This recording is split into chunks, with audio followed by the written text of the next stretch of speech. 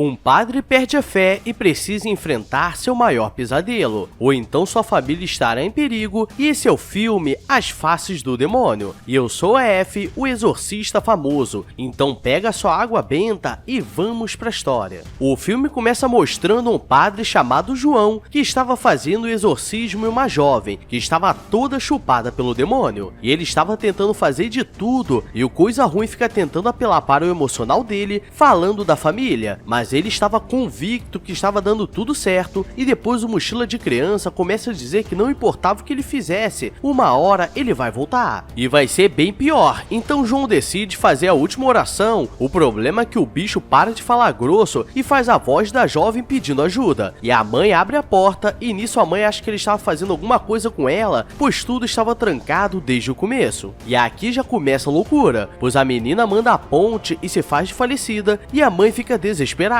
E quando olham para o lado, a menina estava na janela e ele corre para tentar segurá-la, pois logo embaixo havia uma cerca que daria uma rasgada violenta. E o Sassá diz que ele não podia fazer isso, pois não tinha fé, e quando voltasse iria atrás da família dele, e nesse momento a única fé que eu tenho é que o melado teria descido quente, pois o bicho entra na mãe dela enquanto que ele estava segurando a jovem, e no final ela acaba caindo e tem vários corvos observando, e a mãe simplesmente some. E agora vemos uma família de carro. E galera, como vocês sabem, quando o nome é muito complicado, eu trago a tradução brasileira. E as jovens começam a brigar dentro do carro, pois não queriam se mudar. E tiveram que fazer isso pelo que aconteceu com João, que era o tio delas, pois geral começou a zoar com elas no colégio e a infernizar a vida delas. E quando chegam no local, era muito grande, mas também era muito afastado. Camila não gostou da ideia de se mudar, pois deixou muitos amigos e estava de rolo com o novinho. Mas Júlia estava de boa, até porque precisava apoiar a família, e ela precisa levar as caixas do tio para o porão, pois depois do que aconteceu, ele guardou seus instrumentos religiosos. Durante a noite, tudo parecia bem, até que eles acordam de madrugada, pois o vizinho estava fazendo muito barulho, parecendo que estava cortando alguma coisa. E galera, para o som do vizinho chegar ali, ou ele está batendo uma laje, ou eles são frescos demais, e geral fica incomodado com aquele barulho. No dia seguinte seria o primeiro dia do Jorge, e ele estava animado com um novo trabalho, pois pediu para ser transferido. E quando ele está saindo, Júlia diz que Camila não estava se sentindo muito bem, e Pedrinho, que era o filho mais novo, pega sua cadeira preferida e coloca na vaga do pai para quando ele voltar. E se fosse aqui no Brasil, perderia a vaga, a cadeira e se garotear até o Pedrinho. O padre João está em sua horta de repolho, pois agora ele estava se dedicando aos estudos sobre a Bíblia,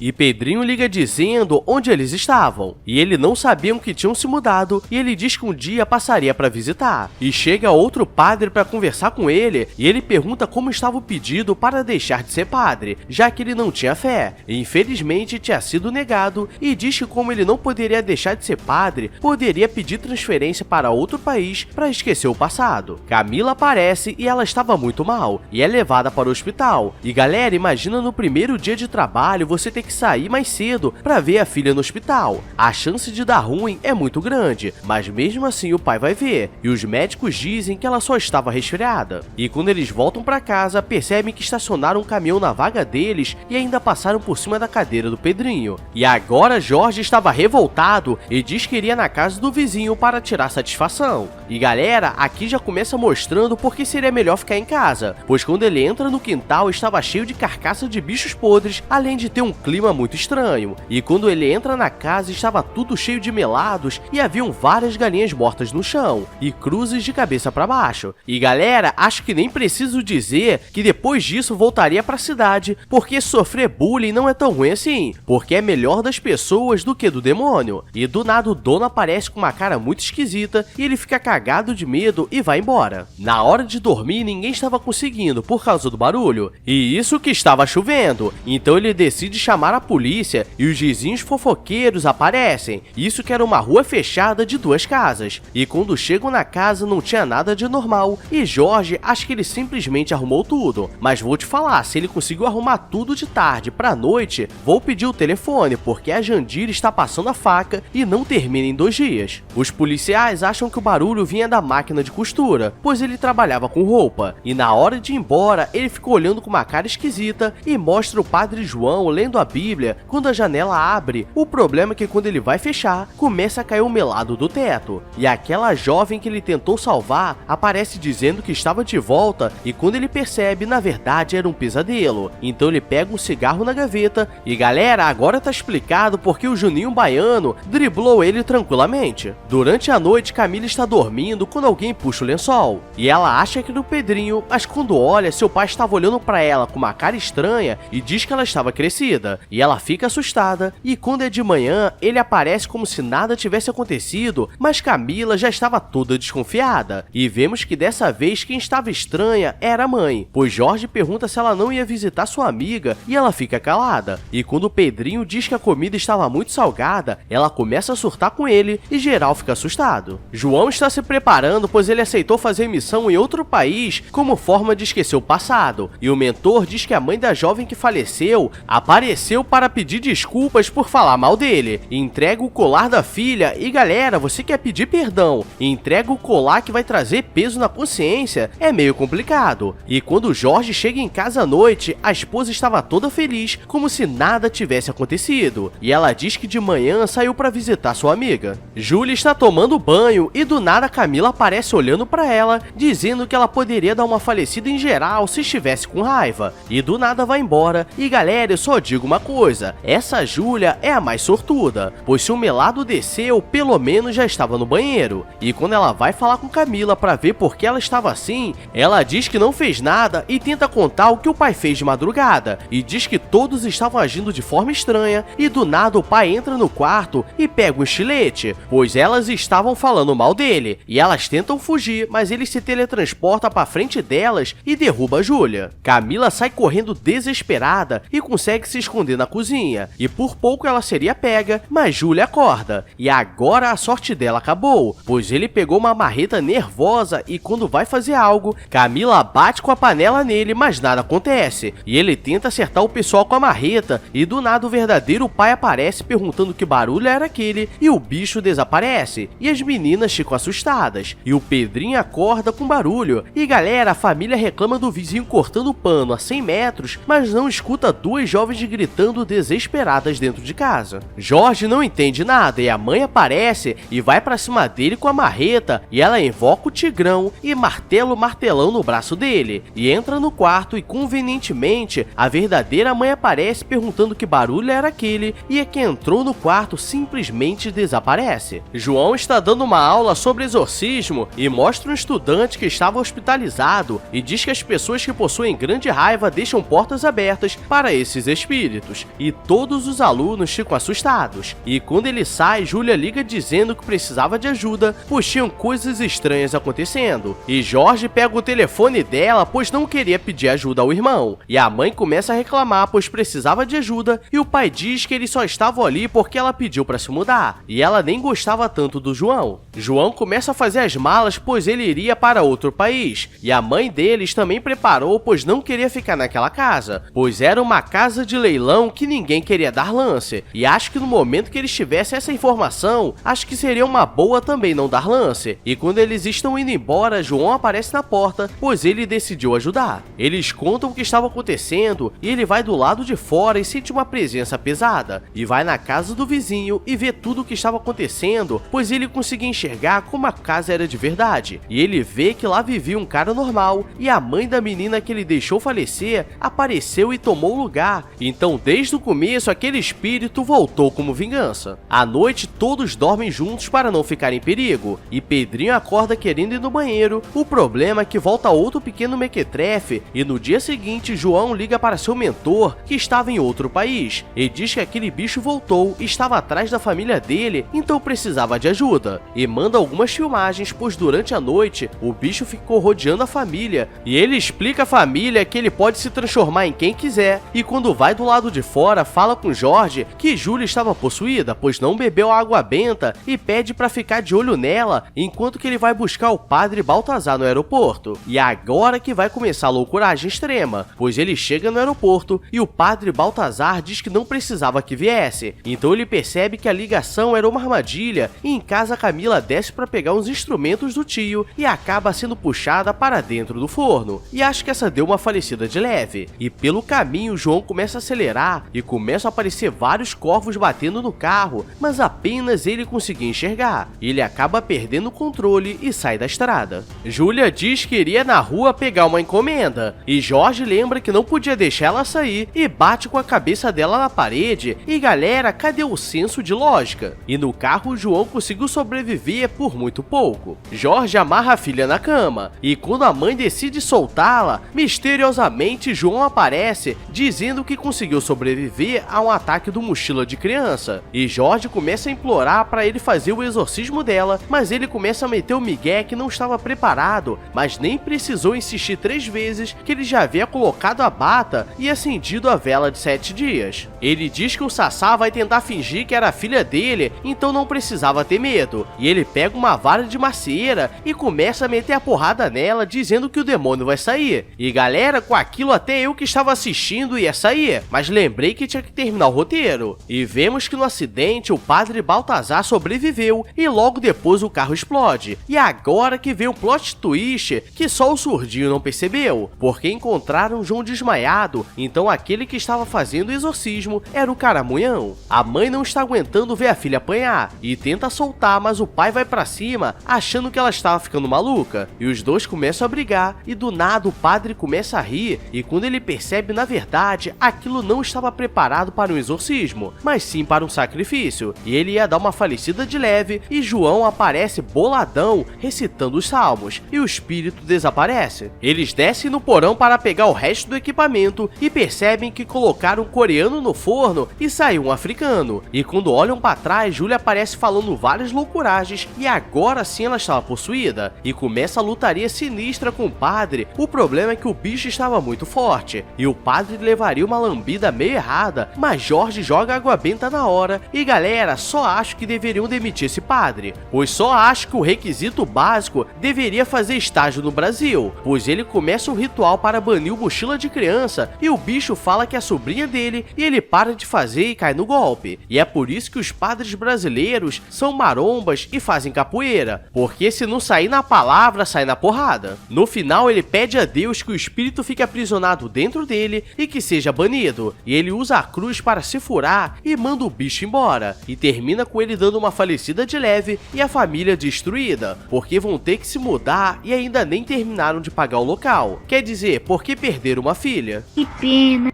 Galera, esse foi o filme As Faces do Demônio. Então toma cuidado, hein, você que fica beijando morenos estranhos na micareta, pois reza a lenda que o Sassá tem espinhas nas costas e bafo de cocô. Só deixo no ar. E se quer mais dicas de sobrevivência, deixa o like, se inscreve aí, porque conteúdo diferenciado é só aqui. Agora me segue nas redes sociais e na plataforma roxinha de lives, porque estou fazendo estágio de exorcista. E estou indo muito bem.